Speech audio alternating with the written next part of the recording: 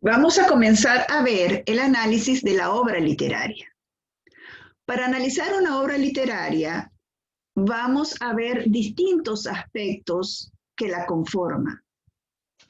Y vamos a dividirlos en dos grandes aspectos: el nivel del discurso y el nivel de la historia.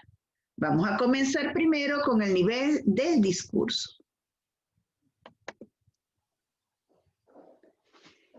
¿Qué es el nivel del discurso?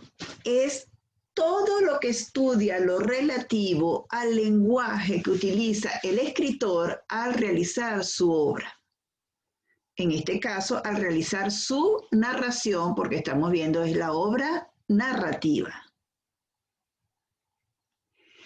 ¿Qué aspectos conforman este nivel del discurso? Las formas expresivas, los contenidos literarios, las figuras o recursos literarios, la perspectiva narrativa o tipo de narrador.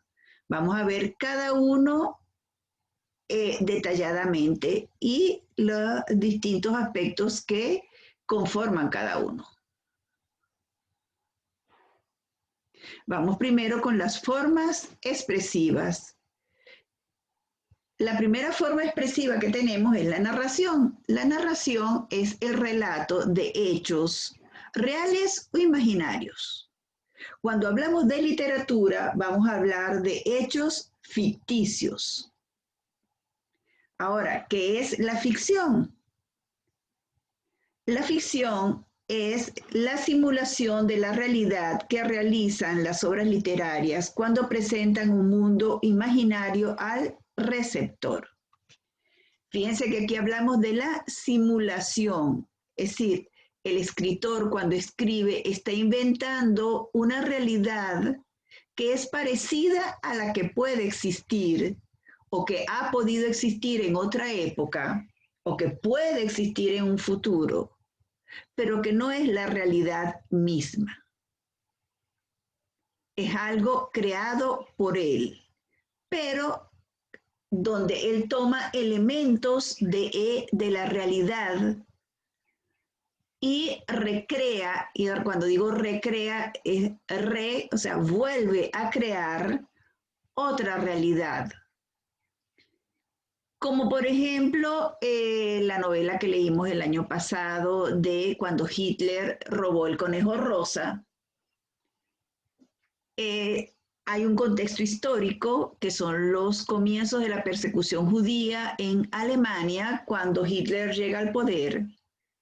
Pero Ana, su papá y toda su familia y sus amigos y el tío Julius no son personajes que existieron realmente, sino que los inventa el autor, pero que como todos ellos existieron en la realidad, en esa realidad histórica de Alemania, de la Alemania nazi. Lo mismo que les dije del fantasma de Canterville, aunque es algo muy fantasioso, sencillamente, ¿qué es lo que toma Oscar Wilde ahí? Pues las tradiciones que hay en Inglaterra de que cada castillo tiene su fantasma y que en cada castillo suceden cosas sobrenaturales con esos fantasmas.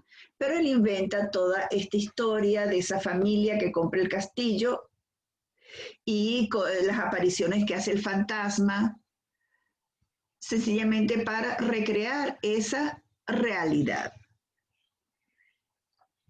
Para Aristóteles, todas las obras literarias copian a la realidad, de acuerdo con el principio de la verosimilitud. Lo que diferencia a la literatura de la historia es que ésta copia las cosas que han sucedido y aquellas las que podrían suceder o que pudieron haber sucedido en el pasado. Entonces, fíjense que Aristóteles nos dice que las obras literarias copian a la realidad, toman elementos de la realidad y los plasman, pero volviéndolos a crear y creando una realidad que está en el libro, pero no en la propia realidad. Y por supuesto, habla del principio de la verosimilitud, que es la verosimilitud que nos tiene que contar cosas que al lector nos parezcan reales, que nos parezcan verdaderas, no cosas que nosotros podamos decir esto es imposible, así sean fantasiosas. Cuando yo me identifico con un personaje, el que sea, cuando yo me emociono con una historia, es porque yo estoy viendo eso que me están contando como algo que es verdadero. Y eso es lo que debe lograr el escritor, esa verosimilitud, que yo crea que esa mentira que me está contando es una verdad. Dice, lo que diferencia la literatura de la historia es que esta es la copia de las cosas que han sucedido y aquella de las que podrían suceder o que pudieron haber sucedido. Entonces, fíjense la diferencia entre lo que es la historia, que se basa en hechos reales, y la literatura, que nos va a contar hechos imaginados por el autor. La siguiente forma expresiva es la descripción. Es exponer con palabras las características positivas o negativas de una persona, animal, objeto o lugar. Esa es la descripción. En la descripción vamos a utilizar mucho los adjetivos porque son los que nos van a dar las características de las personas, animales, cosas, etc. Hay distintos tipos de descripción. Tenemos primero la topografía, que es la descripción de lugares y paisajes. Pueden ser lugares construidos por el ser humano o pueden ser paisajes naturales. La cronografía es la descripción de una época. Zoografía, ya el nombre me lo dice, es descripción de animales. Prosopografía es la descripción de las características físicas de una persona. Aquí hablamos de personas. La etopeya es la descripción de las características psicológicas de una persona. El retrato es cuando yo mezclo los dos anteriores, es decir, que hago la descripción de una persona, pero donde doy a conocer tanto sus características físicas como sus características psicológicas. El paralelo es cuando yo describo dos o más personas o animales o lugares y establezco similitudes y diferencias entre ambos. Y la descripción de objetos, pues ya sabemos que es cuando yo describo cosas, objetos inanimados. El diálogo.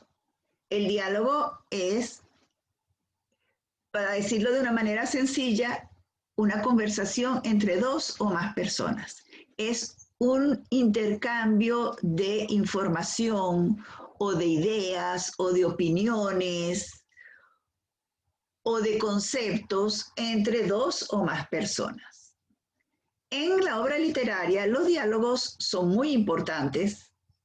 Los va a utilizar muchísimo sobre todo el narrador cámara o cuasi omnisciente, que lo vamos a ver más adelante. ¿Por qué? Porque el diálogo nos va a permitir definir el carácter de los personajes, es decir, a través de lo que nos dicen los personajes, vamos a poder conocerlos mejor, porque ellos van a expresar todo lo que llevan por dentro. Entonces, como lo dice aquí, la palabra revela intenciones, estados de ánimo. En definitiva, lo que no se puede ver, y en ello radica su importancia. Entonces, vemos cómo es que a través de los diálogos el personaje se va a abrir internamente hacia nosotros y se nos va a dar a conocer mejor. Dice, el diálogo exige un gran esfuerzo de creación, ya que obliga a penetrar en el pensamiento del personaje. No es nada fácil crear un diálogo. Hay que tener una idea bien clara de cuál es la psicología del personaje que está creando el autor para poder expresar esa psicología en los diálogos. Características de un diálogo. Bueno, en la obra narrativa el diálogo se nos va a caracterizar por los ejemplos que vimos en clase.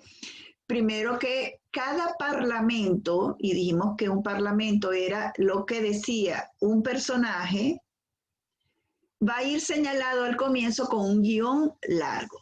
Y que muchas veces en medio de esos parlamentos o al final del parlamento puede ir otro guión donde va a haber intervenciones del narrador para darnos a conocer determinados detalles dentro del propio diálogo.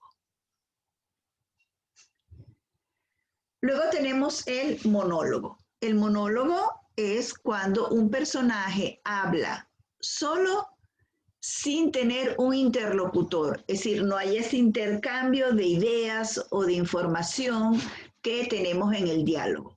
En el monólogo habla uno solo. Aquí no estamos hablando de los monólogos que se dan en el teatro, eso es otra cosa, tiene mucho que ver, por supuesto, pero en la obra narrativa se plantean de otra manera. Y luego tenemos algo que se ve en la literatura contemporánea con bastante frecuencia y que es el monólogo interior. El monólogo interior se le llama también el fluir de la mente. ¿Por qué? Porque este monólogo interior es cuando el narrador expresa en los pensamientos del personaje tal y como fluyen de la mente. A menos que nosotros estemos concentrados haciendo algo, normalmente nuestros pensamientos son desordenados y pasan de una cosa a otra sin orden específico.